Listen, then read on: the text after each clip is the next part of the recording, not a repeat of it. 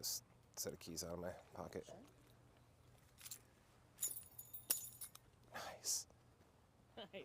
So I organize my library by author last name, and then if there's multiple books by each author that I have, they're organized by publication date. But it has to be the date of the original publication, not the date that the book was republished or a second edition was published or a translation was published. Like, I have a bunch of books by French philosophers, and I don't read French all that much, so I mostly have English translations. And all those books by these French guys and ladies are organized by the date of their original publication, not the date of the English translation. So yeah, an index is organized in a similar way, or at the very least it takes a similar kind of mentality to create an index, similar to a collector mentality. I'm blessed or cursed, take your pick, with an ability to retain a bunch of knowledge up here, details, and I organize all those details in my head, and that translates really well to making a book index. So I guess I'm just kind of built this way. I'm a really good reader. I'm a really avid reader. I have been my whole life. I just know a lot of stuff, and I have a really strong urge to organize all the stuff that I know. I love organizing stuff because I have all this information in my head, and I have to be able to access it in a way that makes sense to me. And if something's not organized, I get really agitated and uncomfortable. And being able to organize stuff gives me a sense of peace and ease, and like I have control over the situation.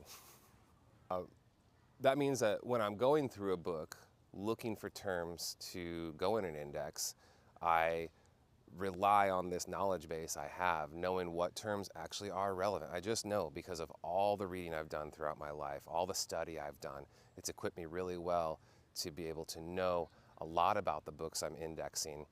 Just like a music fan, a record collector knows a lot about the records that they collect.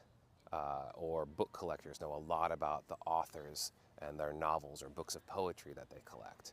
And they just know what's important and what's not. And how do I know what's important? Well, I just do. I've been trained to do this. I've been trained to be a scholarly reader and someone who can look closely at a book and know what it's really about. I would think that most indexers are of the same sort of mental orientation, mental, whether crazy or just, relating to the mind. But I think that at the very least, it certainly helps to have this kind of finicky or meticulous attention to detail, because that's what an index needs to have, is that kind of level of granular detail, so that when someone turns to the index looking for a term or a sub-entry of a term, they will know, they'll find exactly what they need in the index and know exactly where to go in the book to find the discussion of that term. It is exactly like making a map, but one that's made out of words and page numbers and not a graphic representation of a place.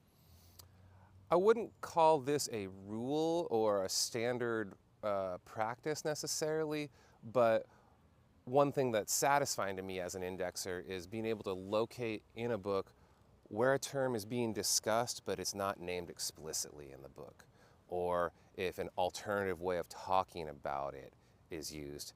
And I will be able to recognize that because of the stuff I know, and be able to put that page, that occurrence of the term in the index where it belongs, even if that term doesn't appear on the page, because I know that it's being discussed and that that is a place where people should go to look for that term. I also have a sticker collection, and it is also organized, but differently than my books or records. I don't have them in a book or a binder or anything like that. I keep them in Ziploc bags, so it's a little bit looser of a form of organization. I've got one bag for stickers from local skate shops, from the skate shops from the city I live in. I've got 2 more bags for skate shops. One that are skate shops that aren't in the city I live in. One is for smaller stickers and one is for bigger stickers. And then I also have a bag for stickers from skateboard product companies. And then I've got another bag for stickers that are skateboarding related but aren't about a product or a store. And then I have another bag that's just for stickers that aren't skateboarding related but I just think are cool. Yes, I regularly look at my sticker collection just because I like seeing them and I like making sure that everything is in the place that it's supposed to be. Yeah, it's got to be this way. I can't help it.